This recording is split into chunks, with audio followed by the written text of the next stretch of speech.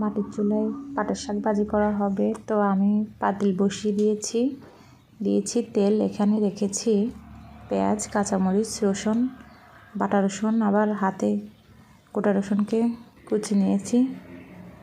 তো তেলের মধ্যে দিয়ে দিয়েছি পেঁয়াজ, রসুন, কাঁচামরিচ। এগুলোকে একটু নেড়ে ছেড়ে বাদামি কালার করব। বাদামি কালার হলে দিয়ে দেব শাক। তাই তো শাকগুলো দিয়ে দিয়েছি। শাকগুলোকে একটু নেড়ে ছেড়ে উল্টে পাল্টে নিচ্ছি। যেহেতু পাতিলটা ছোট, এই জন্য আমি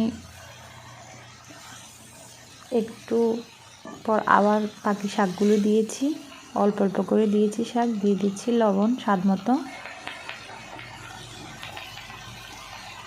লবণ দিয়ে আবারও উল্টে পাল্টে নিচ্ছি। এই তো হয়ে গেল পাটের শাক ভাজি। শুকনো মরিচ দিয়ে ভাজি করলে মজা। কাঁচামরিচ অনেক বেশি বাসায়, এগুলি আমার ছাদের গাছের, তো এই জন্য নষ্ট হয়ে যাচ্ছে, এই জন্য কাঁচামরিচ দিয়ে ভাজি করলাম। তো এই তো পাটের শাক ভাজি রেডি। এই শাকগুলো কিন্তু আমি আমার ছাদের উপর টবের মধ্যে করেছিলাম, ওখান থেকে এনেছি। তো এই তো হয়ে গেল মাটির চুলায় পাটের শাক ভাজি করা হবে, তো আমি পাতিল বসিয়ে দিয়েছি তেল। এখানে রেখেছি পেঁয়াজ, কাঁচামরিচ, রসুন, বাটা রসুন, আবার হাতে গোটা রসুনকে কুচি নিয়েছি। তো তেলের মধ্যে দিয়ে দিয়েছি পেঁয়াজ, রসুন, কাঁচামরিচ। এগুলোকে একটু নেড়ে ছেড়ে বাদামি কালার করব।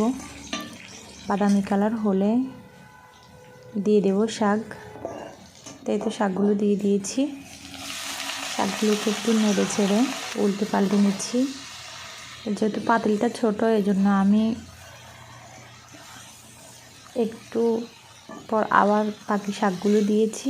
অল্প অল্প করে দিয়েছি শাক। দিয়ে দিচ্ছি লবণ স্বাদ মতো। লবণ দিয়ে আবারও উল্টে পাল্টে নিচ্ছি। এই তো হয়ে গেল পাটের শাক ভাজি। শুকনো মরিচ দিয়ে ভাজি করলে মজা। কাঁচামরিচ অনেক বেশি বাসায়, এগুলি আমার ছাদের গাছের, তো এই জন্য নষ্ট হয়ে যাচ্ছে, এই জন্য কাঁচামরিচ দিয়ে ভাজি করলাম। তো এই তো পাটের শাক ভাজি রেডি। এই শাকগুলো কিন্তু আমি আমার ছাদের উপর টবের মধ্যে করেছিলাম, ওখান থেকে এনেছি। তো এই তো হয়ে গেল।